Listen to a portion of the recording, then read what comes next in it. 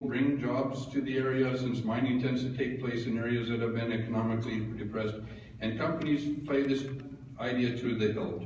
What they fail to mention is that today, with modern methods and machineries, and even with the number of jobs, that will be minimal. In most cases, will just last a few years. If the community leaders think that mining will bring prosperity, just look at what happened to the streets of Ladysmith, Wisconsin, while the Flambeau mine was operating, and now it's closed. Huge corporations, regardless of their apparent concerns, are not really interested in whether you have jobs or not. They don't care if the rivers and the groundwaters are protected from degradation. They're seemingly concerned about the economic and environmental welfare. The community that they're invading is just an act. So anyway, I'd like to give you that and my testimony. And I wish we had more time. It's just, 3 minutes is really tough when you're talking about something that concerns the genocide of our people of Salmon. Thank you. Members for the fourth. My name is John Holm. I'm from Port Hyden, Alaska. HOLM. I'm from Port Hyden. I was a commercial fisherman before leaving there for work. I'm a retired Alaska State Trooper. As a trooper, I was stationed in King Salmon, Alaska, before there was talk of Northern Dynasty or mine there. I saw the poverty and lack of employment in that area. Studies and tests were starting in there. Local hire was used. Pebble started for a purpose that began to feed the families and other means other than just subsistence. Local people continued to use subsistence as a large form of providing for their families. From speaking with the people in the area, it was a good feeling to be able to provide for their families and continue to stay in their homes. This type and amount of jobs is minimal in that area. There are no jobs. After looking at the corridors of the EIS, I would have to say the best route to use would be the north-south route from Kokkinok to Amatory Bay. I would choose this route because of the size of the footprint, economical impact in the region, and safety of taking that route. The footprint is the amount of land used to cross the rivers and the wetlands. I believe there would be very little, if any, affected wildlife. If you have any questions, you can take a trip up north to the North Slope and see how the caribou and the ducks are sitting are right next to the oil rigs and the drilling rigs while they're in operation. Economical impact is huge for the people of Lake Iliamna. By choosing other routes, it takes away from almost any impact that would be felt by Kokkinok. Not only that future possibility of extending the villages south of the region, APC does own stock in the lands of Kokkinok to Tulare Creek, but APC demonstrates a willingness to work and create economical improvements for that region. Eagle Point is a poor choice because of the danger of traveling that area by vessel. Barges have been used in that area for years with very little economical improvement to the region. Thank you very much.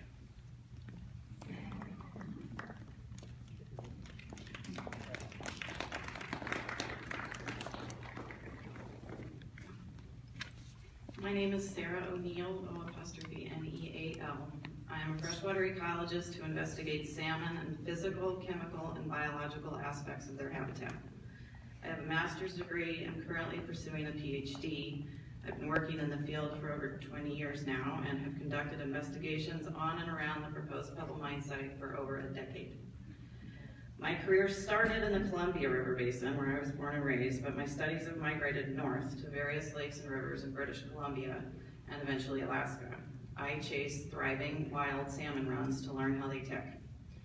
In the early 2000s, one of my most cherished mentors would refer to British Columbia's Fraser River as the line in the sand where civilization still stood a chance to conserve, as opposed to expensively and unsuccessfully attempt to restore wild salmon runs. By the late 2000s, his line had moved farther north. So in pursuit of the most intact places, I began to focus my efforts in Bristol Bay. Since then, I have helped document anadromous salmon in 3 out of every 4 headwater streams draining the Pebble deposit. That's something Pebble's own baseline studies, upon which you rely in this draft, had failed to do up to that point. I've grown to understand the extreme chemical susceptibility of those headwaters to impacts of acid mine drainage and increased concentrations of copper and other metals that will inevitably increase with mining activity and are entirely overlooked in the draft document, despite detailed comments I provided in that regard during scoping. I've also learned that the Nushagak River watershed frequently supports the world's largest remaining king salmon run in a day and age when even the Yukon River frequently suffers subsistence closures.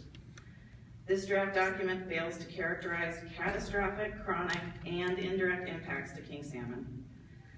I've also gained an immense appreciation for the sheer complexity of habitat that is essential to overall sustainability of thriving wild salmon runs. That complexity abounds in Bristol Bay, but will undoubtedly be simplified by mine development, and again, is entirely ignored by this draft document. The document essentially describes streams as 2-dimensional conveyor belts of water without any particularly unique characteristics, much less water teeming with the world's largest remaining sockeye salmon fishery. For these and so many more reasons that I neither have sufficient time to discuss here nor to review in writing, your conclusions in this draft are not just short-sighted and inaccurate, but also disingenuous and unethical. After all these years of chasing my old mentor's line in the sand for conservation of wild salmon, I've personally come to conclude that line sits in the same watershed where we do right now, here in Cook Inlet. Approval of this 404 permit would almost literally pave the way for that line to nudge one watershed north to Bristol Bay.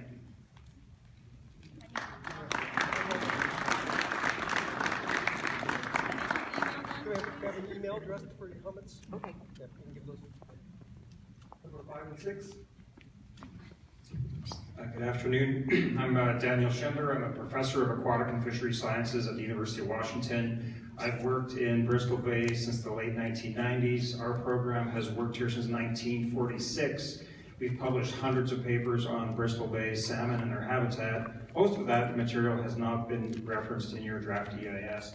However, I want to start today by talking about the fact that the EIS process is intended to be rigorous and it's intended to be fair. And it's a process that should work in theory. It's only going to work, though, is if the science that's injected into the process is actually credible science.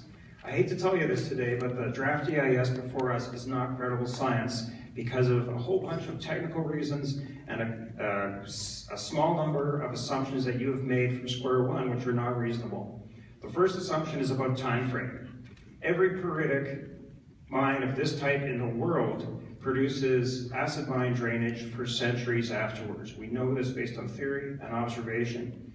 The time frame that you have chosen to use that is convenient but not credible is this a couple of decades of time frame. A mine like this, you don't close the door and lock it and walk away. There will be legacy effects that will persist for centuries, and a proper EIS has to account for those.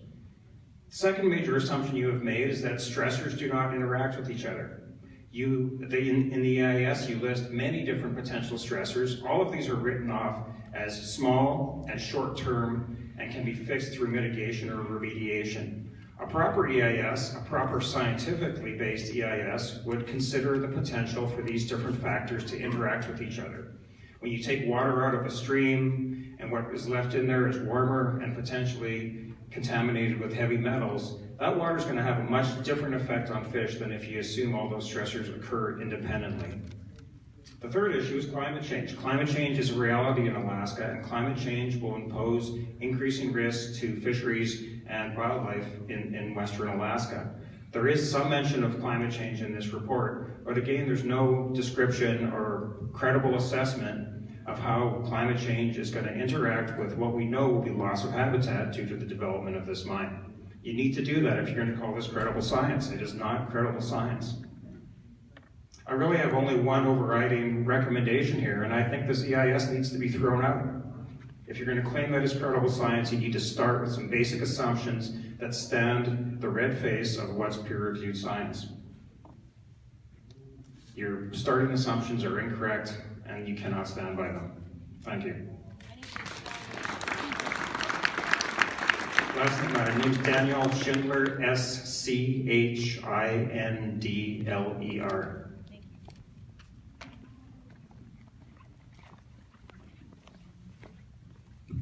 My name is Georgiana Heverly, Heaverly.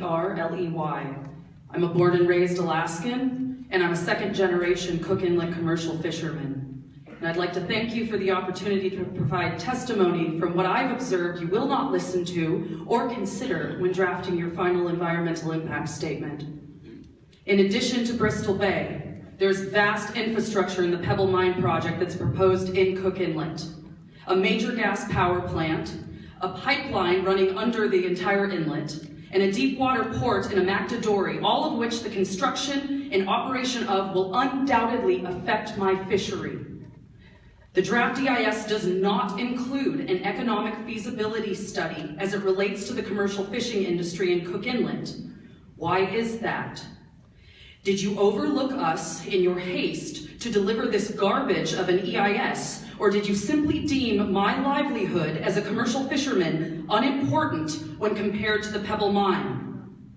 Mr. McCoy, I know you're in this room, and I saw your presentation on the DEIS to the North Pacific Fisheries Management Council. And it was glaringly apparent that you chose not to address major pieces of the project relevant to the work that the council does. And you continually gave the response that the important information you were being questioned on was not required by your agency to look into, and that those concerns the council members had were out of your jurisdiction, unnecessary to even mention in your report. That presentation, just like this DEIS, was weak and lacking, to say the very least, and those responses when questioned were embarrassing for someone as a project manager in a federal agency. I later provided testimony on the DEIS at that council meeting. I said this to the council members then, I said it a minute ago, and I will say it again. Why have you not done a thorough analysis of the effects to Cook Inlet from the Pebble mine? When Pebble mine destroys the Bristol Bay watershed and Cook Inlet, you do not have to deal with the aftermath. We do. But you will have to live with knowing that your environmental impact statement and your approval of this project destroyed the cornerstone of Alaskan culture, and that is the wild salmon run in this state, because you're in our home. This is my home. And the way of life that is commercial fishing gets handed down generationally. I'm inheriting a heritage and a livelihood from my father, and I want nothing more than the opportunity to hand it down to my future children. If you truly did what was required of you, you would thoroughly assess the impacts of Pebble mine, and you would understand that you have to take the no action alternative. Your agency should be ashamed of yourselves. You've done a piss poor job of this document, and you've bowed down to people like Tom Collier as cowards. Prove me wrong.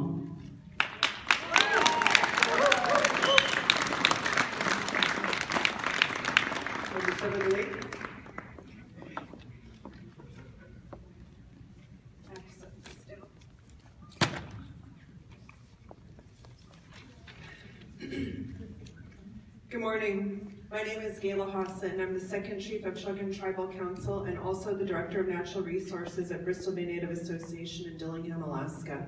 Bristol Bay is the home of the Yupik, Dina-Ina, and Alutiiq people. Colonel Borders, we are ashamed that you weren't at our Dillingham hearing, and I hope that you heard that message loud and clear. For you to not hear the voices of our people and see the faces in Dillingham is another slap in the face by the U.S. Army Corps of Engineers through this process that we are currently in. For you to make a decision based on your staff to give you a report, to convey to you our helpful testimonies is a shame. Bristol Bay residents, fellow Alaskans, and people across our nation are absolutely outraged, and we've been dealing with Pebble mine for over a decade of multiple public comment periods expressing how we are in opposition to this mine that is located at the headwaters of our rivers and streams.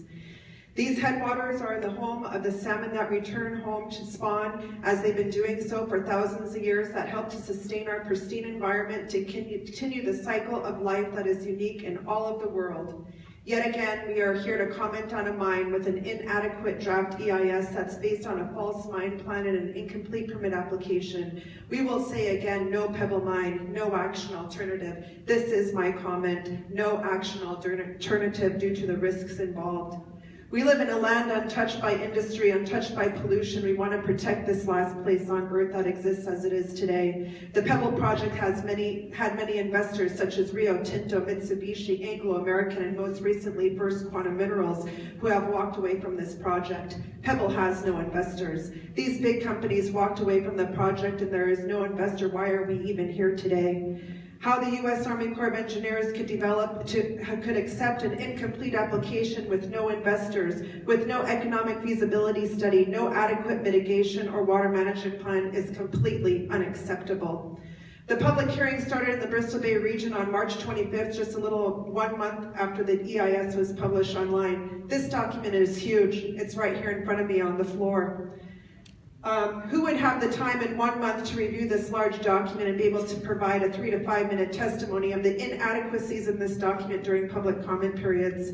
The DEIS references the people of Bristol Bay region as minorities and low-income people. How do you expect us to review a document we have no access to? No paper copies are readily available. USB drives are available, but not enough for every household. I just want to point out that not everybody has a computer either, and to download online, the bandwidth of the villages is very slow. I'm going to be cut off here. I just want to say the fact that this mine is all about money and dreams of riches for the select few who aren't even United States citizens. We are sick and tired of greed, the lies, the promises of jobs, the promises of responsible development. We cannot take any risk that will eventually destroy the one place on earth with our pristine environment. We already have lost enough with cultural genocide.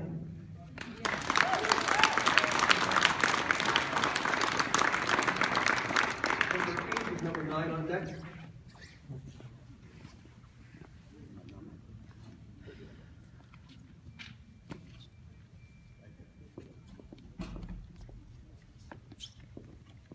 Hello, my name is Tim Troll, T-R-O-L-L. I'm the Executive Director of the Bristol Bay Heritage Land Trust, a nonprofit organization founded in Bristol Bay 20 years ago.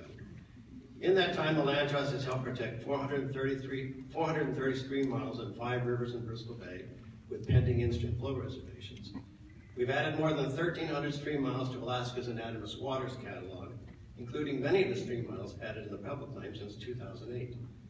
And we've conserved by acquisition or conservation easement nearly 35,000 acres in Bristol Bay, including 12,700 acres across 143 islands in the northeast corner of Lake Iliamna. While the Land Trust has long opposed this project, and nothing in this draft EIS suggests that our long opposition has been wrong, I direct my comments today specifically to Action Alternative 2.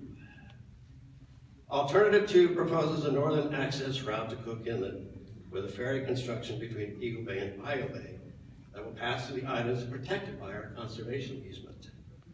The very reason for which we secured that easement support removing Alternative 2 from consideration. The conservation easement granted to us by Pedro Bay Corporation. Under its terms, Pedro Bay retains ownership, but agrees to not develop the islands forever. We identified these islands for conservation because research by NOAA, ADF&G, Bristol Bay Science and Research Institute, and UW showed they were central for the survival of the lake's globally unique population of freshwater seals, and critical habitat for a specific genetic group of sockeye salmon adapted to spawning only around these islands.